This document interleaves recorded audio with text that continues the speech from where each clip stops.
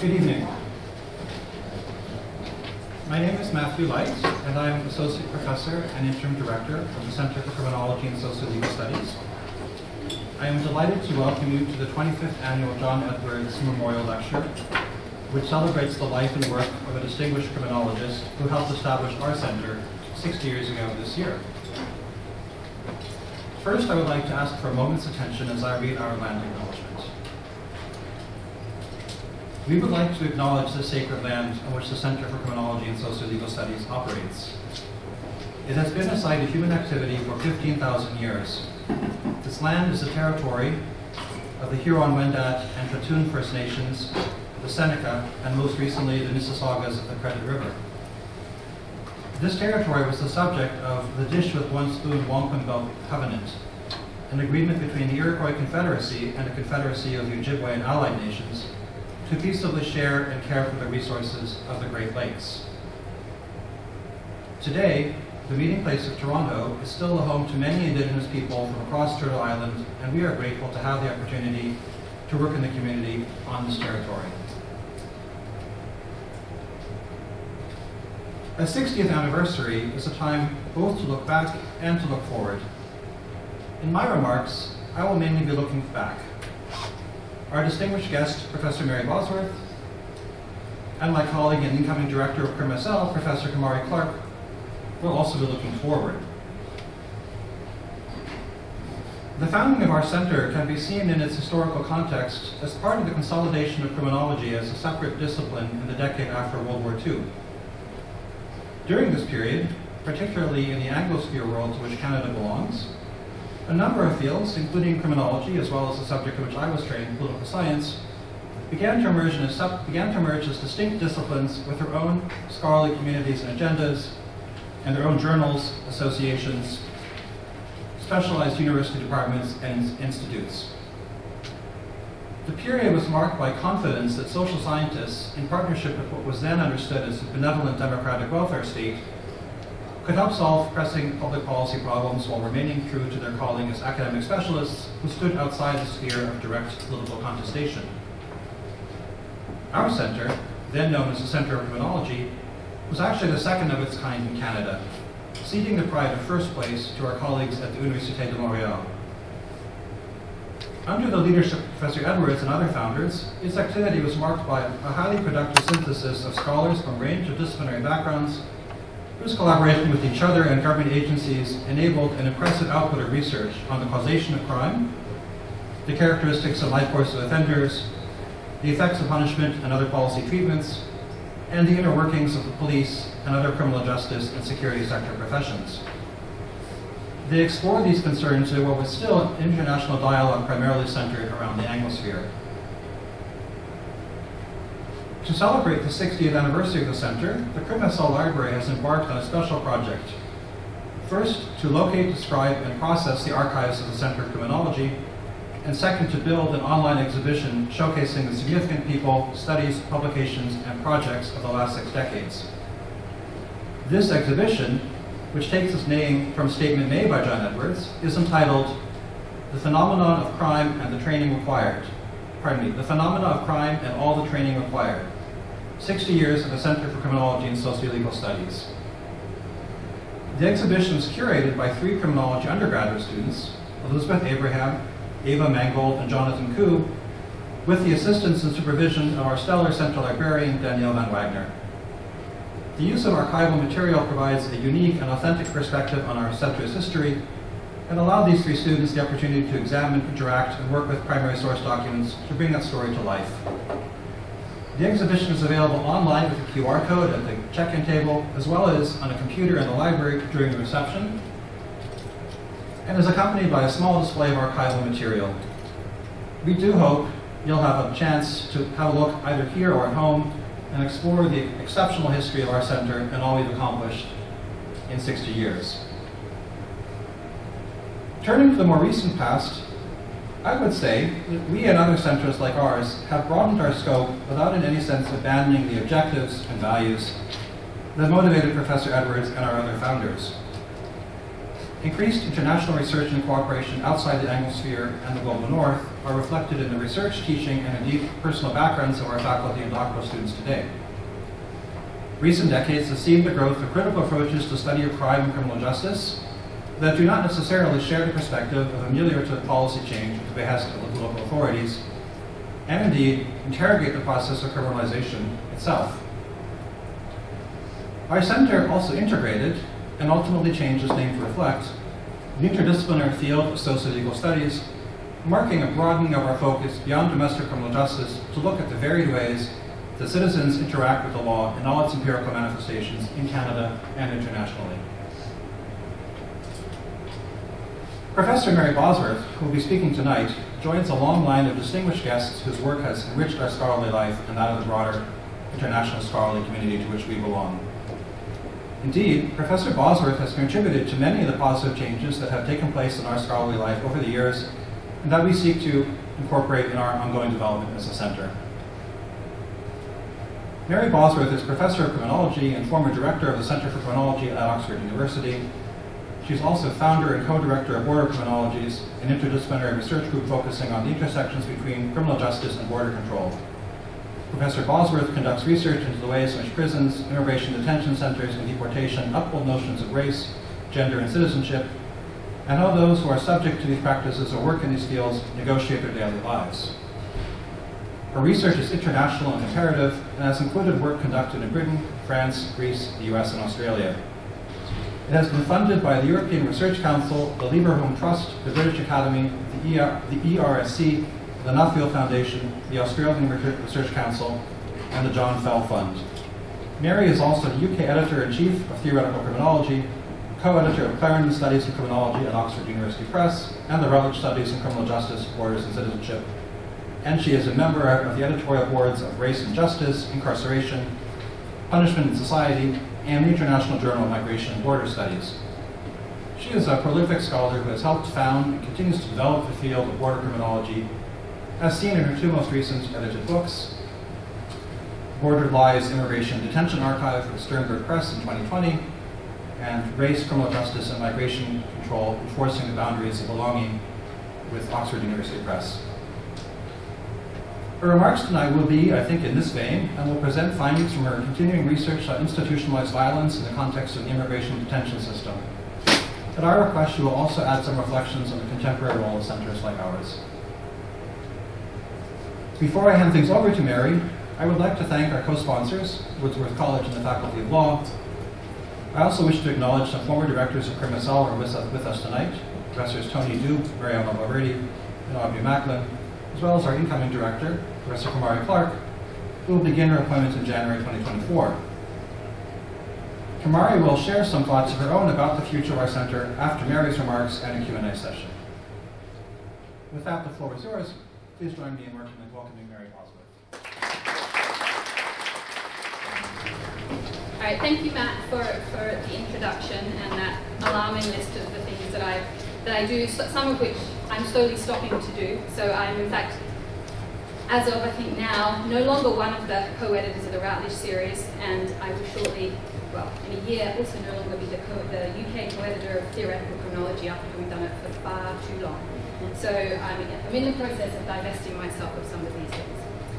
Anyway, I'm very pleased to be here tonight and to have been invited to help celebrate the 60th anniversary. That's a fantastic milestone for the Centre for Criminology and Socio-Legal Studies, and the 25th anniversary of this lecture.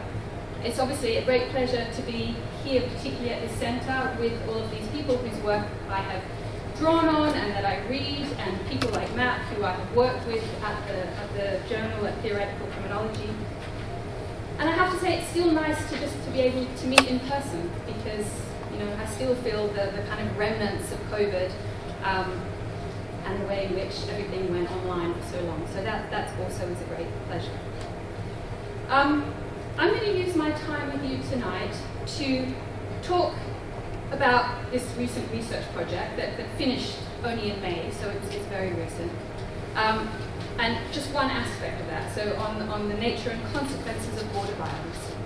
But I also want to situate that research within a broader consideration of the state of our field of study and its role and effect, And that's where it dovetails a bit with thinking about centres like this and centres like the one that I also work in Oxford.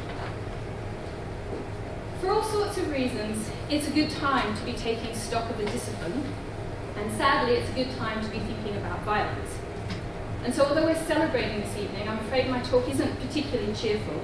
Although I do try at the end to start thinking about grounds for optimism and things we might do. And that is essentially what I think is a big challenge for centres like ours, and is something which I think we should perhaps be thinking a little bit more about.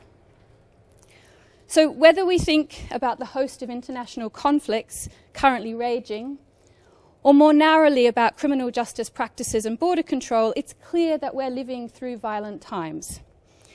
Yet, with some notable exceptions, including people here at the centre, so Gail Super and B. Jaragi, most notably, criminologists and socio-legal scholars, I think, have actually spent surprisingly little time documenting the everyday violence that's permitted and indeed required within the systems that we study.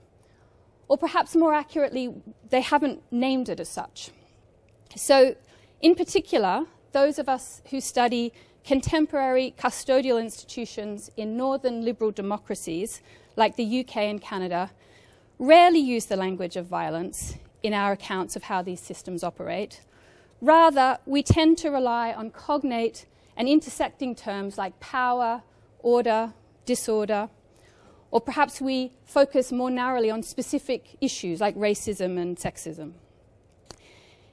In migration studies and anthropology, there has been more attention to violent outcomes and consequences of immigration and asylum policies. In works on deaths at sea and at the border, there's lots of studies done at the US-Mexico border, for example. Although there's rather less on the lawful and deliberate operation of these systems. And so two recent books which I think start to fill that gap by two young scholars, Annika Lindberg and Maya Panyi-Barak, have both recently come out which tackle the bureaucratic nature of border violence, or what both of those scholars refer to as the slow violence, created on the one hand by the deportation centres in Denmark and Sweden, where people are left to just wait and wait and wait, or by the processes in US courts which determine who gets a deportation order and who manages to not. And then in her extensive work on women seeking asylum in the United Kingdom, but also in some of the Nordic countries, my colleague Vicky Canning has also written a lot about structural violence. So that's another sort of terminology that people use, and the structural violence of the system and what she refers to as its degradation by design.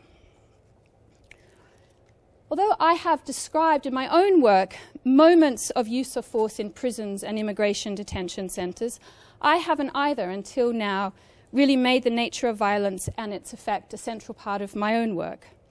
Instead, like others in the subfield of border criminology, where we study the intersections between criminal justice and border control, I've been much more interested in whether immigration detention and deportation are forms of punishment or penal power. And this comparison between border control and criminal justice practices and logics and rationales has been intellectually and politically productive, but it didn't help me at all in my recent project on the outsourced British immigration detainee escorting system, which covers sites of short-term detention, mainly at the border, so in all of the airports and ports, but also there are some in country. Oops, why did that go so many slides ahead? Internal transportation of people from different detention sites, and the planes that people are put on for deportation. In that work, I observed institutions, practices, and processes which were in their banality and tedium both unfamiliar and hard to explain, but which nonetheless felt overwhelmingly coercive and painful and overwhelmingly dehumanizing. I'm an institutional ethnographer, and the kinds of qualitative studies of criminal justice institutions that I'm familiar with tend to focus on their internal life world and the relationships that people forge within them.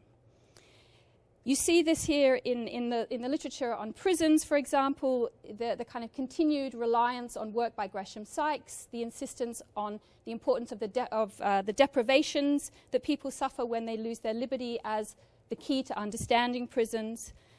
More theoretical colleagues obviously emphasize other concepts and other issues, so famously questions around discipline or legitimacy or procedural justice. All of these rather than the actual use of force or the practical mechanisms by which compliance or order might be achieved. In the UK, the roots of this approach to prisons dates to the riots and the disturbances which culminated in the 1990 takeover of the Manchester local prison that's known as Strangeways, immortalised by Morrissey. That event, in which prisoners took control of the establishment for 25 days, led to a series of legislative and policy reforms, including the 1991 Criminal Justice Act. It also led to an increased involvement of the private sector in delivering penal regimes. Among the official accounts that was written to explain what had happened, by far the most influential one for academic thinking was the Wolf Report, which explained what happened in Manchester local prison as a failure of justice and a failure of fairness. And these views made their way into the academic literature through the work of Richard Sparks, which many of you will be familiar with, who famously argued in this long excerpt from his work in 1994 that all prison systems confront severe legitimacy deficits, especially from the vantage points of those confined. But such deficits are not always total, and nor are they everywhere equally severe. And because of that, he goes on to argue it's possible to distinguish clearly between better and worse, preferable and less preferable, stronger and less strong justifications, both in the conditions which externally govern their use and in their internal practices. 2 years later, this time publishing with his colleague Anthony Bottoms, who, by the way, was my MPhil supervisor, Richard then writes this, I think, very moving quote where he and Tony say, every instance of brutality in prisons, every casual racist joke and demeaning remark, every ignored petition, every unwanted bureaucratic delay, every inedible meal, every arbitrary decision to segregate or transfer without giving clear and well-founded reasons, every petty miscarriage of justice, every futile and inactive period of time is delegitimating. Delegitimating, but not necessarily violent. Now, at the time, not everybody agreed with this analysis. So a few years before Richard Sparks' first article, actually 3 other criminologists from a more critical wing of British criminology, Phil Scratton, Joe Sim and Paula Skidmore, wrote a book about Scottish prisons. It was a kind of response to these official reports. And in that book, they had this claim where they say, quite trenchantly, that all forms of incarceration imply the use of force, regardless of the outward appearance of compliance. Few people taken into custody would accept their loss of liberty so willingly if the full potential of state coercion was not handcuffed to their wrists. For many reasons, however, which included barriers to research access, as well as in the UK, I think, institutional academic hierarchies. But above all, what Matt was talking about, the sort of predominant liberal reformist roots of the discipline of criminology, this more critical diagnosis was, and to some extent I think really remains, marginalised. And so instead, as we see most obviously in the extensive body of work on the quality of life in prison, as well as in the enduring attachment everywhere to the pains of imprisonment model, scholars continue both to insist that it's possible to differentiate between prisons, some are better, some are worse, and that order within them is a negotiated settlement. When I was still a prison scholar back in the 1990s, I criticised the literature on legitimacy for its lack of attention to gender. More recently, once I began working on immigration detention, I've started to sort of see the problems with the whole utility of the concept itself, either as an explanation or as the basis for critique. Since immigration detention centres, I have argued, sit outside a liberal democratic framework, because by definition, the people within them are excluded from our shared political community. And under these terms, we need a new idea for understanding what keeps these places operating. Such matters took a new turn in my most recent project on immigration detainee escorting, when I began to think more critically about the tendency of academics, including myself, not only to talk about order and power rather than force or coercion, but also our growing insistence on emotions and our insistence on shared beliefs among the powerful and the powerless. Not only did I find little evidence of empathy, I felt it less too. So whereas in the past I've considered moments of staff ambivalence and uncertainty as potential grounds for critique, in this project and in this particular political moment that we're sort of suffering through for a very long time in the United Kingdom, that approach felt naive. A bit of moral uncertainty never seems to stop anything. Staff exercise their duties regardless. They just sometimes feel a bit bad about it. Of course, officers expressed concerns about the treatment of specific individuals or even groups. Nobody ever likes to detain a child. And one of the most, I found, upsetting quotes, not because it was upsetting, but just because it was gross, one of the women said to me, "Precious cargo," that's what I call them, describing the children in the back of her secure van who she was shuttling from one place of detention to another. More commonly, however, officers simply didn't recognise those in their care as such, so as children. So unaccompanied teenage boys, who were the same age as my daughters at the time when I did this project, were rarely treated as children. They were always considered potentially dangerous. Nobody ever believed that they were 16 or 17, and there was sort of no sympathy for them. So while everyone everywhere can come up with an example of someone about whom they felt compassion or guilt, more commonly staff were simply indifferent. Too often they were dismissive, racist or sexist, and on occasion they were in fact explicitly violent. Even when they were not, however, the potential for use of force was always present. It's part of their job description and it's part of their duty. At the same time, and this was what was very confusing, actual violence was quite rare in this project. The border control practices I observed were instead fairly tedious and uneventful. Many of the sites of detention I visited lay empty for days at a time, planes left with hardly anybody on board, 7 people in an aircraft that could have fit 330. But still the system persisted, still it expanded, still it hardened. No matter its inability to meet any of the goals it set itself or even to look like the goals it was setting itself, its legitimacy was never drawn into question. In fact, it was never thought about at all. Often, it was the denial of what was morally at stake that I found the most disturbing. Staff whose job it was to force people onto planes or into vans, or those who worked in detention, rarely spoke about the impact of their role on those in their custody. Indeed, they rarely spoke about people at all. Instead, a prison service trainer who I met when I observed a week of use of force training spoke for many when he said enviously, "I can see why this would be a good job, becoming a deportation agent. It'd be great to fly to all of those places, even if you don't get to get out and see them. Man, I love a holiday." Every day is different, the escort officers would stubbornly insist as they sat in the same enclosed space day after day. "I love to travel. I love to meet people from all over the world."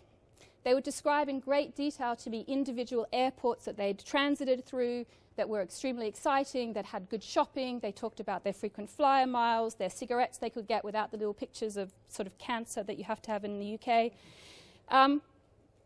And also, equally, faced with the same groups of people over and over again, they claimed ignorance about why those people had come, where they were from, or what would happen next to them. "All we do is process them," they would tell me. "We're just the waiting room for the Home Office, for the government. We're not the decision makers." Indeed, while I did see staff apply restraints during deportation boardings, and I'll describe that in a moment, the violence I witnessed was usually far more mundane and harder to capture with a single concept or example. The sound of a baby crying in a holding unit in Dover for people who had crossed the channel in dinghies in search of asylum, rows of clear plastic bags tagged with numbers that corresponded to the number given to the boat on which they had arrived, and also the person's case file number, both of which would have been transferred onto a wristband that they had to wear while they were in detention. Racial stereotypes, jokes, and banter. Well, they clearly paid for the deluxe trip, a border force agent called out sarcastically when she discovered a can of tuna among the life jackets she was throwing away into an industrial waste bin. Everyone laughed. So, while I do not wish to downplay the significance of what Matthew de Flamme refers to as attacks on the physical integrity of the body in his review of Spierenberg's book Violence and Punishment, I think we need to take a broader view of violence if we wish to understand the methods of control in the institutions we study and their impact. Because as we know from other times in history and in other contexts, attacks on the physical integrity of the body are often the endpoint of a much longer process that involves seemingly disparate factors, including dehumanizing rhetoric, but also paperwork, bureaucracy, rules, and as Gail Super has recently argued in her excellent article in the British Journal of Criminology, in the law itself. So as I'll show by comparing two specific sets of paperwork, the use of force forms and a weather prediction, bureaucratic processes not only allow for and ultimately invite physical violence, but they embed them and connect that violence to much wider social, legal, and economic arrangements. In tracing some of those connections, I hope both to identify how violence works at the border, and this is the positive bit, to suggest some potential new routes to challenging it. For border control is increasingly big business in the UK and attracts considerable government investment, no matter the impossibility of the task of preventing unauthorised entry or forcing people to leave. The economic and social decisions that are taken to prioritise these actions not only diminish the lives of those subject to them, but the rest of us as well. I think thinking broadly about violence brings these matters into view, in part because violence demands redress in ways that thinking about legitimacy or power or discipline perhaps doesn't. I'm still thinking through these issues. This is the first time I've presented on this. I've only just finished the project, so I'm very happy to have questions and feedback later. But first, let me just tell you a little bit more about the context. So, like the longer-term immigration detention centres that I've been studying in the UK since 2009, where people can be held indefinitely, this part of the system, immigration detainee escorting, is also fully privatised in the UK. It's fully outsourced. Whereas the long-term detention centres are run by a couple of different providers, this system is run by just the one provider called Mighty Care and Custody. And it's split into two halves. So there's the in-country, which, like more or less all border control systems, they like to shorten to ICE. That includes the short-term holding facilities in ports and airports, three residential ones that are in the country, and detention facilities in places where you go to sign on for your asylum case. It also includes the vans that drive people around and the places where they park the vans, vehicle bases. The other side is the more kind of sexy side of border control, which is the overseas, which is the deportation side. So the people who force you onto a plane once you've been found to have no right to remain in the UK by virtue either of a criminal offence or of an immigration matter. On average, over the 4-year period of research, which ended in May 2023 and began in July 2019, so notably covered the period of COVID, about 2,000 people per year were deported or removed, equally split between charter flights and scheduled flights. So you can either go on a plane with a bunch of other people, or you can be taken individually along with everybody else who's flying to that destination as a business person or a holiday maker. The numbers in the short-term detention centres varied wildly and are much harder to generalise about. So there's a detention centre near Dover called Manston, where I did a lot of research, and there they held 62,000 people over a 12-month period from when it opened in March 2022 to February 2023. But many of the other ones just had a handful of people at a time. As a comparison, the population in long-term detention in the UK, in what are called immigration removal centres, at the height of the pandemic fell to about 600 men, and more normally was hovering around 1,200 men. There have been very few women detained in the UK for some years now, and during the pandemic, almost none at all. In comparison to that figure, there are about 12,000 foreign nationals in the nation's prison system, so 12,000 people who could be subject to deportation. The contract for the detainee escorting system, as I've already said, is held by one company, and that company is Mighty Care and Custody. They were awarded the contract in December 2017 for around £500 million. They also operate 3 of the nation's 7 immigration removal centres and a handful of police custody suites under different financial arrangements.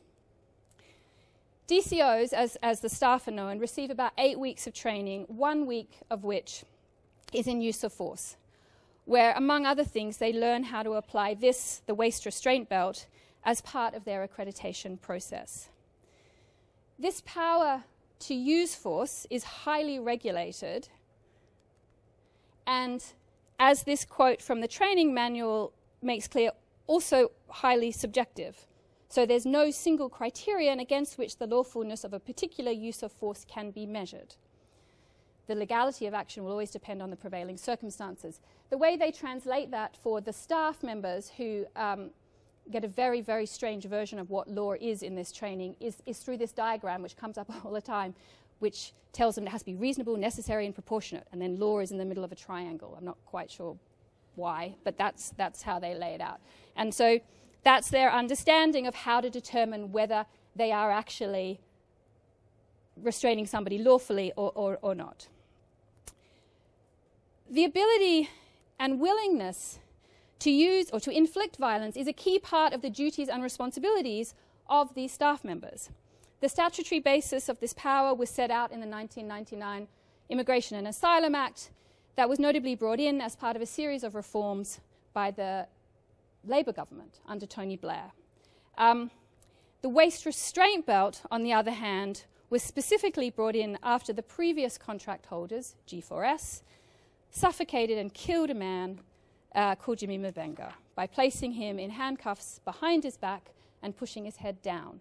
So while attempting to return him to Angola, he suffocated. And this is a quote here from the coronial inquiry, which says that he was handcuffed in the rear stacked position and restrained in a seat by the DCOs, in all probability for between 30 and 40 minutes. He died by the time the emergency services crew reached him. And I just want to acknowledge it's a little bit ethically weird to have a picture of this dead man on the slide, none of us have met him, but I also think it's important to have him in the room to sort of realize the consequences of what can happen when violence is unchecked.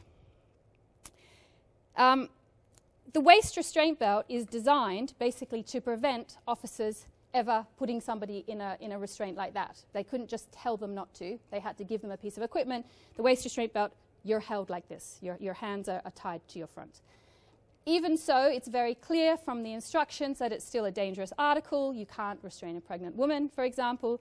The training lessons are all about how old people's skin tears very easily. People with diabetes, might have problems, whatever. It gives them lots and lots of populations who they probably shouldn't use it on.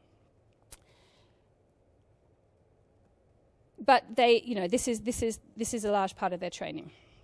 Mighty, just so you know a little bit more about them, was originally an industrial cleaning company, but they're now a full-service provider to the British government and increasingly offer security not just at the border, but in military and nuclear sites, as well as in hospitals and also, of course, in universities. They're developing their AI portfolio and they work on net zero business services, whatever that is. It took me 2.5 years to get permission to do this study, and this is the only academic study that's ever been done of it. I used mixed methods, primarily non-participant observation, followed by interviews, but also at the end I designed and have administered a staff survey. And it was only meant to be a 24-month project, but 7 months into it, the nation went into lockdown due to the coronavirus pandemic, And then over the next 3 years, it basically kept sort of starting and stopping, partly dependent, mainly dependent on COVID, but also partly dependent on my own responsibilities. I was director of the Centre for Criminology during the pandemic, and I also had 2 teenage children home from school. So it just dragged on and on and on, this project. Okay, so that's the context. So although I hadn't really centred violence in my work before, I did expect to see violence in this study. I'd read the literature on deportation, I'd read the human rights monitoring reports, I expected to witness it.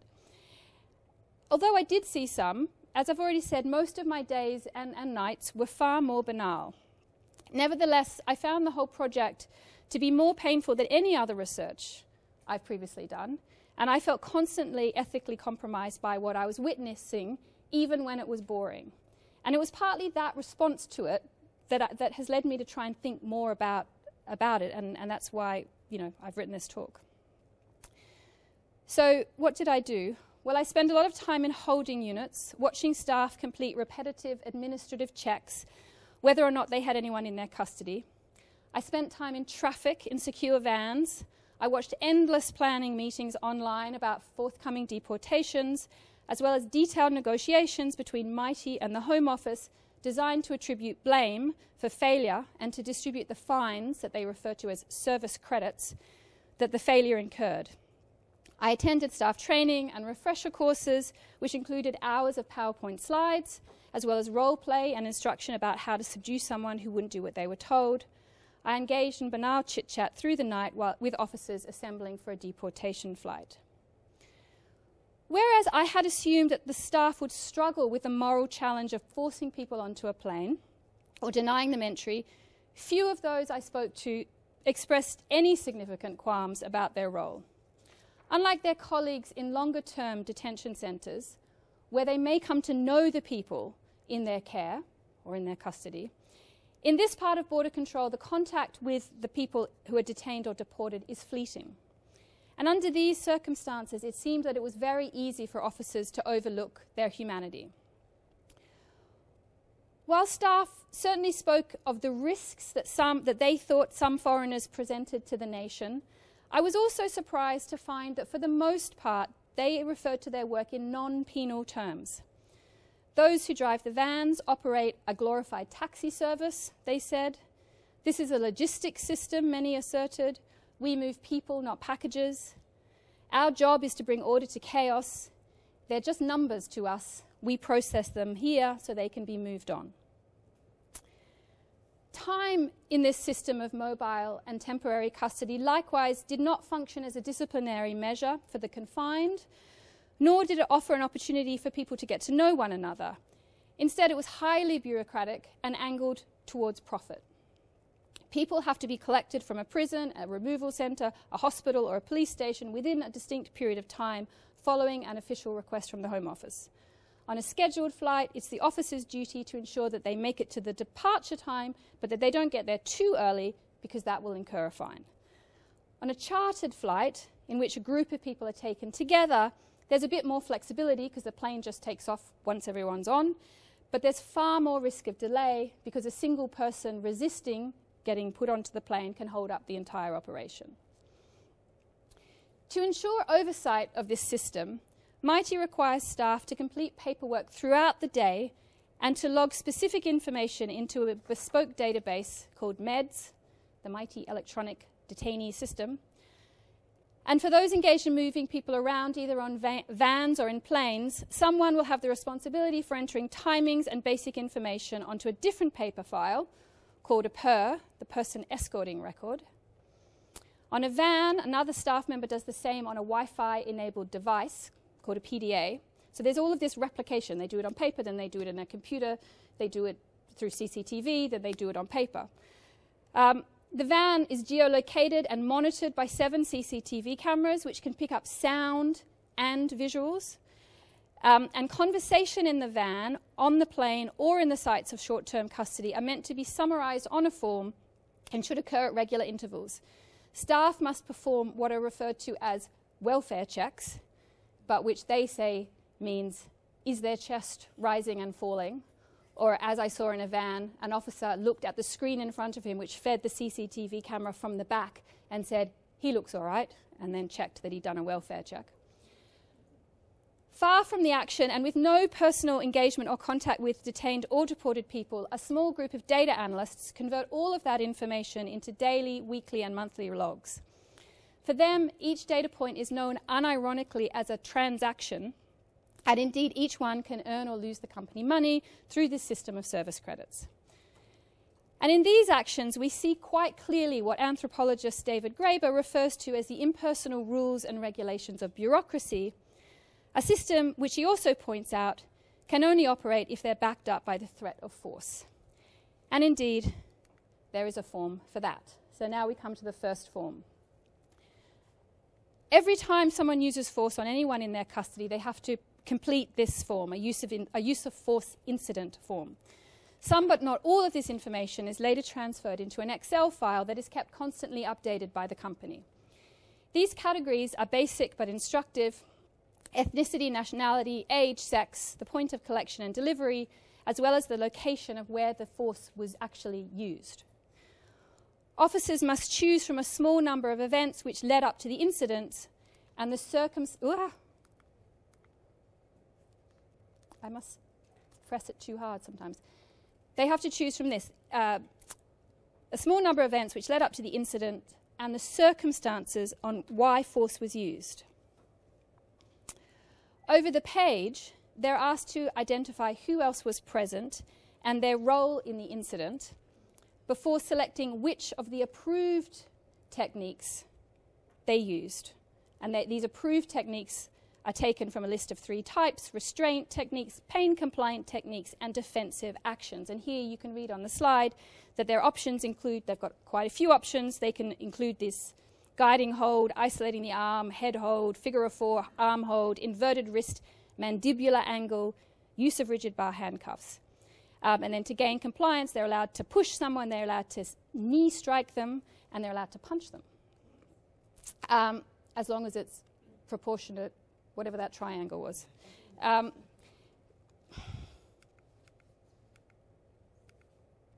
mandibular angle is a particular technique of pain compliance, which William Walters has actually written about some years ago, which has this sort of weird scientific way of how they're taught how to do this. It basically involves pushing your fingers really hard under the earlobe in that sort of bit between your jaw and your neck. And they're taught how to do it, they're given a kind of medical account of it, and then they're told that they can only do it for a certain amount of time. So some of these methods you can do for a long time. You can do somebody in the guiding hold, because that's essentially holding their wrist. Other ones you can only do for 2 minutes. So they're explaining to them, you can do this violence, but put your watch on now and make sure you're very accurate in how long you apply it. Over the page again, in the use of force incident reporting form, they're asked yes or no if they tried to decelerate the situation, and whether the person in their custody sustained any physical injuries. Then there's a free text box on which they have to write a structured narrative about what actually happened. To ensure they recall the incident accurately, officers are taught in their initial training to jot down notes about the incident as soon as possible after it occurs. Their note-taking, they're warned, could keep them from a prison sentence if something goes wrong. It should include a stick figure with each limb, the head and the waist restraint belt labelled with the name of the officer who was engaged with that particular body part. Next to the diagram, they should record the name of the detainee, the start and end times of the incident, and some notes about what had happened. This is the sort of complicated diagram they're told to fill out. The use of force incident reform performs multiple tasks simultaneously. Officially, it must be retained and reported by the private sector, MITI, to the public sector authority, the Home Office, Use of Force Monitor. And that person is meant to collate data on the types of restraints used and the scenarios in which they are used through the use of force reports that are submitted. This data will be monitored and analysed to consider safety, effectiveness, de-escalation techniques and medical advice, and to consider whether the current risk assessments correctly reflects the real possibility of harm from the restraint techniques used. From its sanitised title, which is generally shortened by officers to an incident report, The paperwork performs a number of other tasks, presenting the use of force as something that can be identified and explained. And in so doing, it converts an attack on the physical integrity of someone's body into a story with protagonists, events that lead up to it, a specific form and consequences. In this story, blame is firmly attributed to the detained person on whom force is deployed.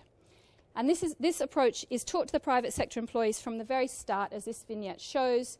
The picture here is Google Maps view of the use of force training centre that you probably can't really see, but there's a little aeroplane without wings, which is where they practice. And in this vignette, an officer, the trainer, said, "Who decides to use restraints?" 6 men who'd made it this far through the training course had been joined by 2 more experienced colleagues there to fulfill their annual refresher course. "We do," a sweaty young man replied doubtfully, sensing a trap. "No," the trainer replied sharply before demanding again more aggressively, Who decides?" After a period of awkward silence, when none of the new recruits dared to reply, an experienced officer who was there to update his credentials finally muttered, "The detainee." "The detainee, that's right," the trainer replied affirmatively. The detainee decides when they refuse to do what they're told. It's not just that the use of force is caused by the detainee, but the categories on the form also foreclose, deny, and obscure the possibility that staff might use other unapproved techniques, like swearing or yelling or slapping. Injuries on this record are always physical, they're never moral or diffuse. In practice, of course, staff decide when to use force, and their decision often includes or may be caused by other undocumented and thus unacknowledged elements like mockery, racism, impatience, or indifference. Their actions can be humiliating, and their effects may linger long after the event. The most egregious example of this kind of official violence that occurred during my study happened in November 2019, before the UK fully exited Europe, and when the country was still subject to the Dublin Protocol, which allowed them to return people seeking asylum who had been fingerprinted elsewhere, so they could be sent back to their first point of entry to the EU. And this man was being returned on a specific charter flight known as an Esparto operation. All of the flights are given military operation code names. He was so desperate not to go that he'd self-harmed in the detention centre, cutting himself all over his body but also on his neck.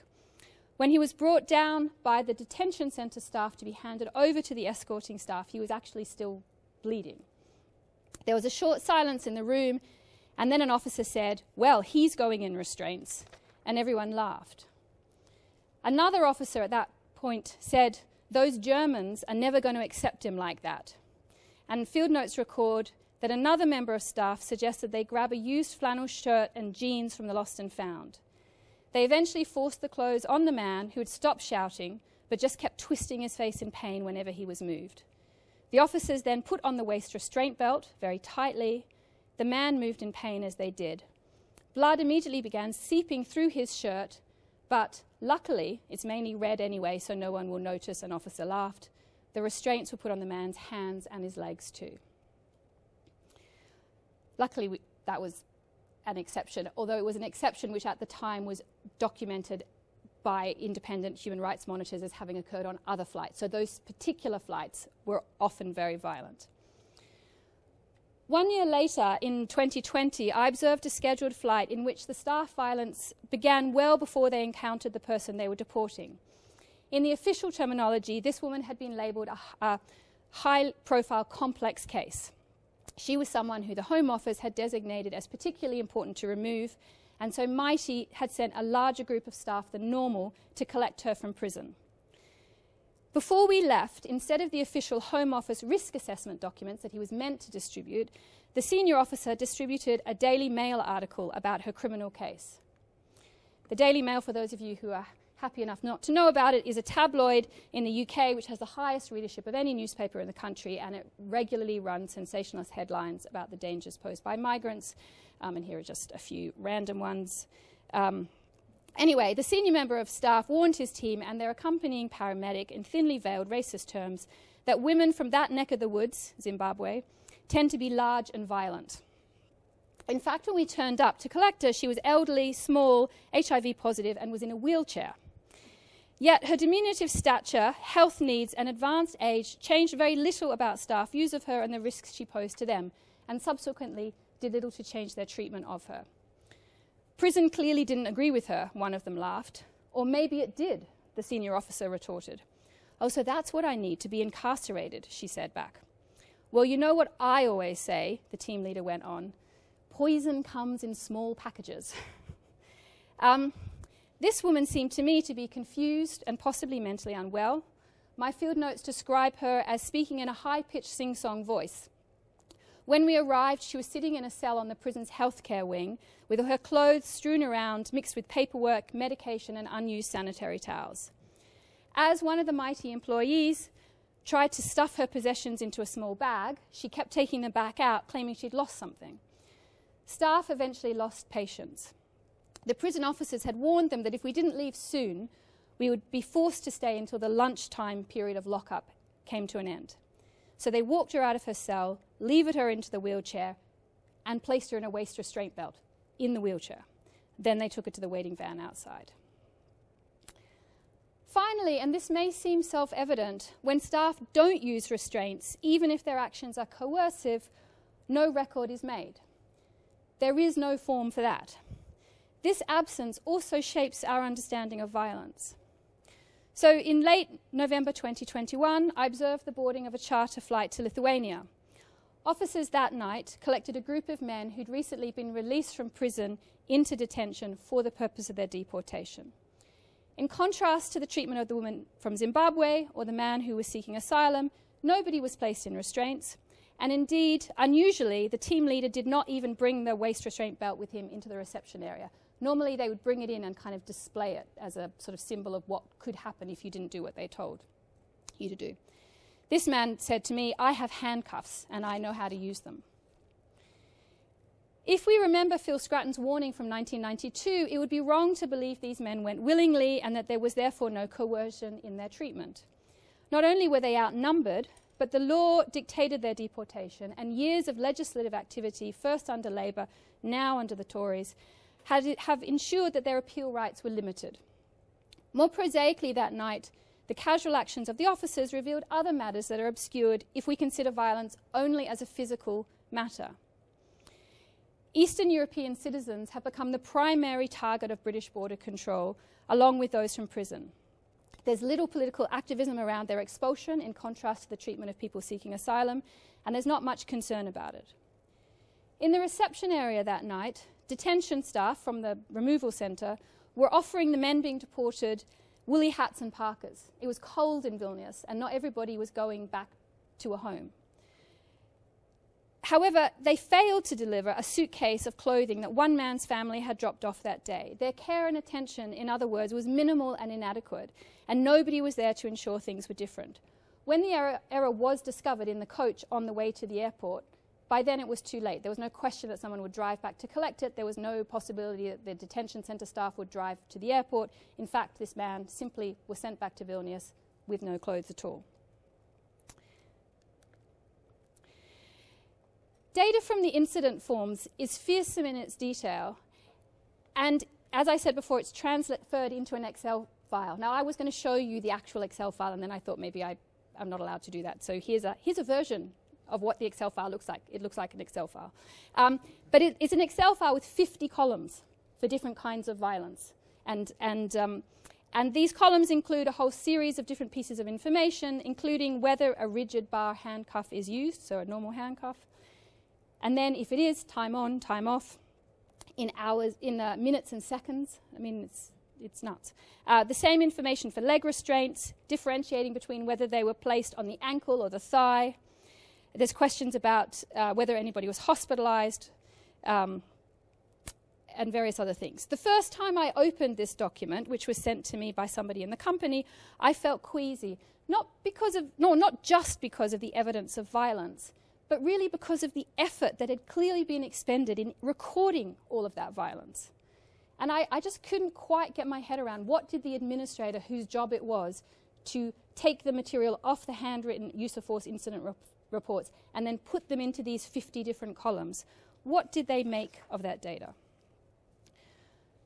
From attending meetings and speaking with the administrative staff in the company, I know that the company pores over the details deliberately. And on the one hand, and this is a positive thing, the records could allow them to identify individual officers who might be more prone to relying on violence. The officer is identified in one of the columns. And so this could give them a way of checking for that. On the other hand, and more importantly, I think, and more commonly, the data provides financially useful information. So time, as I've already said, is crucial to the contract. So knowing where the bottlenecks are in the system is important to factor into planning. Likewise, longitudinal data on nationalities and categories of people being deported contributes to setting staff levels in an arrangement which, in the example of the woman being deported to Zimbabwe, shows connects to wider xenophobic views. Specific nationalities, particularly Iraqis, Jamaicans, and Zimbabweans, were always considered by staff to be more likely to include people who, as they put it, would kick off than others. And that meant that well before they arrived at the point of collection, officers' talk would be preemptively threatening and aggressive. The data does suggest that people from those nationalities were more likely to be restrained than others. It's an empirical question which happens first, but my suspicion is that, you know, it's a bit self-fulfilling. While this level of detail and the form on which it's based draws the curtain back on violent processes that we can probably imagine, the other form, Operation Deveran, is less familiar, yet arguably just as violent in its effect. Now, it goes without saying, this is not the form. This is a version of what is on one of the pages of the form. I was originally going to show you the form. It's a classified document. One of the difficulties with doing institutional research is people give you things which they're not meant to give you, and then you're sort of left with this quandary about what do you do with documents that you're not meant to have. I Googled what you're meant to do with classified documents before I did this, and I thought maybe I'll just it's not so important. This color-coded table is produced every 10 days by the Met Office, the weather people. And you have to imagine this on the front page with 3 different logos: the Met Office's logo, Immigration Enforcement's logo, and Border Force's logo. Notably, 3 public sector agencies, 3 different parts of the government. So we're out of the private sector now. And what this document does in an easy-to-read format is it provides the likelihood of arrivals on the south coast of the UK of people seeking asylum who travel from northern France across the Channel in small boats. This is the front page of the document, which, if you know how to read it, suggests that they were in for a busy couple of days. And the reason why it does is that the red ones are the busy days and the green ones are the less busy days. The document that was shared with me was 18 pages long and mapped daily surface winds, wave heights, and ocean currents. Some pages included a box labelled Crossing Likelihood, which listed additional information, such as launch conditions will improve across the whole French coastline as the wind begins to veer. So weather terminology. Other details include minimum temperatures on the Channel. That week it was going to be around 13 degrees centigrade. Exact timings for sunset, moonrise, sunrise, and moonset. And the high tide and low tide timings on the French side as well. Like the use of force statistics, through which Mighty and the Home Office construct a specific narrative about violence while mapping the system and planning their operations, the Op Deveran paperwork has important generative effects.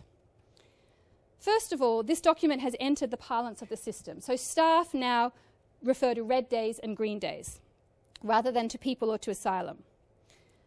Like the incident form narrative, these charts tell a story, recasting the causes of irregular arrivals as natural, weather-based ones, not political or socioeconomic ones, certainly not ones in which the UK has any responsibility. Like the use of force data and the other daily records made by Mighty staff, this document and its way of thinking and talking about border control has allowed the government and its private sector partners to expand border control in the South Coast, building a system of short-term detention centres and other forms of custody which can be perpetually justified in a truly British fashion by the weather. In so doing, these seemingly banal bureaucratic and administrative practices, which as Graeber reminds us are always upheld by violence, generate new business opportunities. And so here on this slide, I've just chosen four examples that are relatively new and are relevant, 3 of them in Dover and 1 of them somewhere else. That it's a new site. How do you make it the red?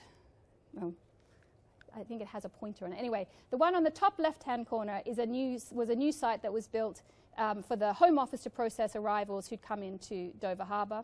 Underneath it, this is a new site to deal with the unaccompanied children who are on those boats.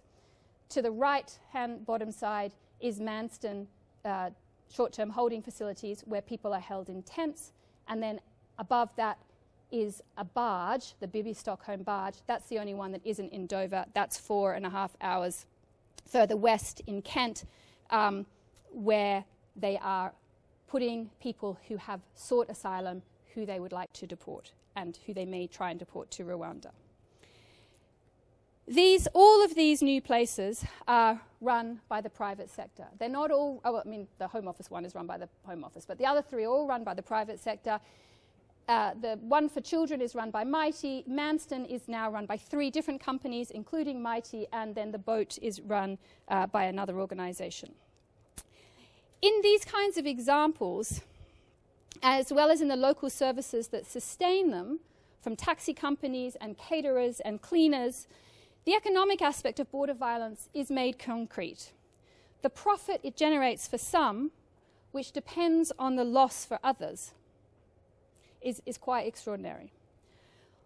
While this aspect of border violence is clearest in a privatised system like the UK, where the bureaucratic processes of the escorting contract create financial benefits for Mighty shareholders and senior Mighty staff, border control everywhere has economic roots and effects, most obviously for those who are detained and deported, but also for those who are engaged in this line of work.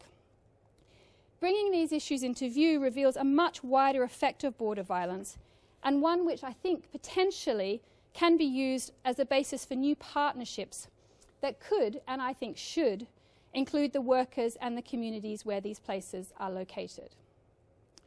For like the prison towns that Ruthie Gilmore and Judah Shept have documented in the US, immigration detention centres and deportations are coercive not just for those subject to them, but also for members of the local communities where they're based and whom they employ.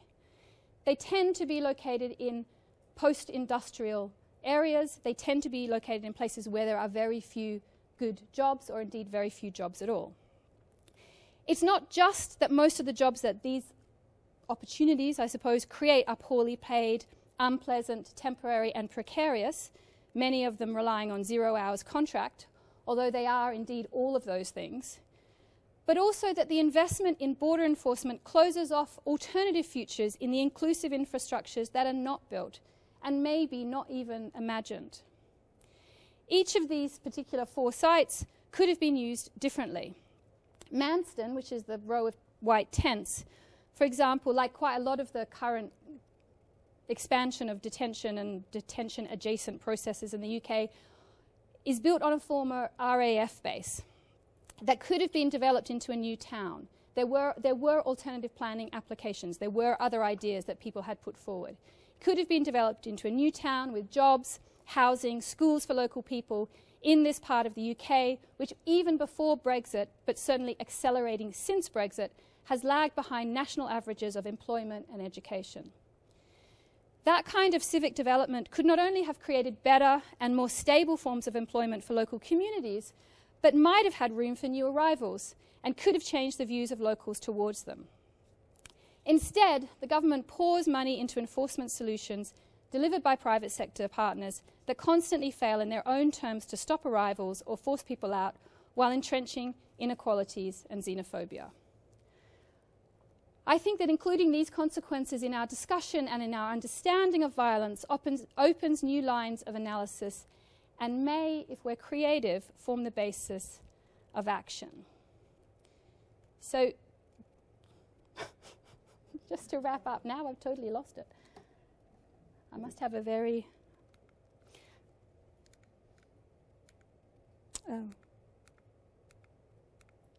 No, I'm going in the wrong direction, sorry. I think that criminology and socio-legal studies are in a strange position at the moment. The range of academic outlets and university courses would suggest that we're in a particularly productive period, but we're also living in a world where governments increasingly renounce the relevance of academic expertise. At least we are in the UK. Maybe things are better in Canada, but in the UK, expertise is definitely out. Externally, most obviously in the global outcry of the police killing of George Floyd, we've witnessed widespread critique of criminal justice practices and institutions. At the same time as in many areas of law and practice, we've seen the seemingly unending expansion of those very institutions, as populist and centrist governments have introduced harsher and harsher responses, many of which have revitalized practices like racial profiling and institutions like the prison that were the very target of people's critique. For criminologists, familiar tensions arise from all these matters around the use of our research, our relationship to the state, and the critical potential of the discipline. So we might here recall Michel Foucault's famously dismissive quote, "Have you ever read any criminological texts? They're staggering," and I say this out of astonishment, not aggressiveness, because I fail to comprehend how this discourse of criminology has been able to go on at this level. He then went on about it being totally instrumental and not theoretical and a handmaiden of the state, essentially. To put it in more current terms, we might think about the field's role in promulgating non-reformist reforms. So going back to this idea of the liberal roots of the discipline, which had this idea that we could actually make things better, but perhaps not make things different. I think these issues raise important questions that we need to be thinking about. What are we doing with our scholarship? Is it enough to just try to understand the systems and practices and people that we're studying? When our focus is on institutions like mine is, do we want to change and improve them, or are we hoping to abolish them? And if we're hoping to abolish them, how do we communicate to the people who we have to get permission from in order to study them? For those of us who engage in more theoretical work, what are the limits to critique? Can theorizing help us build things, or is it just pointing out problems? I think, maybe, centering violence in our discussions about these questions might help us answer some of them, because as I said at the start, violence demands redress. It's not enough just to document it. Something has to be done. As I've shown in the examples I witnessed, violence was not limited to errant individuals doing bad things. It was rather built into the system, and it was built into the system in such a way that it was easy to miss if you were doing the work. You're just filling out the paper, they're just a number, you're pushing them on to the next person. So we're living in difficult times, and I think part of the role of understanding must always be to devise alternatives and better futures. The question then merely becomes for us, who should we be working with to do that, and what change can we bring? Thank you.